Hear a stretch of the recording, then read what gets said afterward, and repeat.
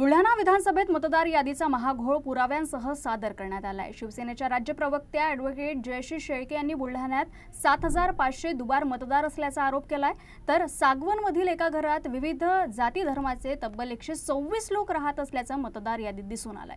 असे विविध घोळ मतदार यादीत असल्यामुळे स्थानिक स्वराज्य संस्थांच्या येऊ घातलेल्या निवडणुकीपूर्वी मतांचा घोळ थांबवावा आणि बोगस मतदार वगळावे अशी मागणी जयश्री शेळके यांनी केली आहे।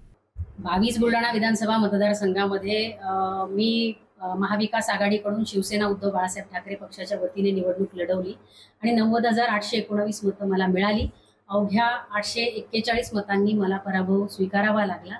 ज्यावेळी लोकांमध्ये आम्ही जातोय त्यावेळी लोकांचं म्हणणं आहे की तुम्ही निवडून यायला हव्या होतात, आम्हाला विश्वास नाहीये। अनेक गावांमध्ये असं झालंय की आम्हाला विश्वास नाही की आमच्या गावातून इतकं कमी मतदान तुम्हाला मिळालं असेल। ज्यावेळी हे आमच्या कानावर आलं आणि त्यानंतर आम्ही मतदार याद्यांच्या संदर्भामध्ये अभ्यास केला आणि आदरणीय आमचे नेते आदित्यजी ठाकरे साहेब यांनी काही दिवसांपूर्वी जे पत्रकार परिषद घेऊन त्या ठिकाणी सांगितलंय, सप्रमाण सिद्ध केले की मतदार याद्यांमध्ये घोळ आहे। आदरणीय राहुलजी गांधी यांनी सुद्धा देशस्तरावर ही बाब सिद्ध केलेली आहे।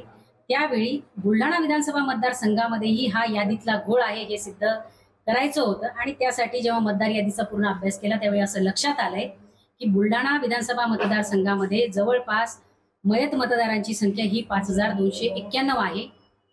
337 बूथ आहेत आणि 5,291 मयत मतदार आहेत। या 22 बुलढाणा विधानसभा मतदारसंघामध्ये जवळपास 7,400 मतदार हे दुबार आहेत। दुबार म्हणजे 2 वेळा नावं या मतदारांची आलेली आहेत। आणि केवळ हेच नाही तर अनेक मतदार याद्यांमध्ये मोठ्या प्रमाणात घर क्रमांक दिलेलेच नाहीत।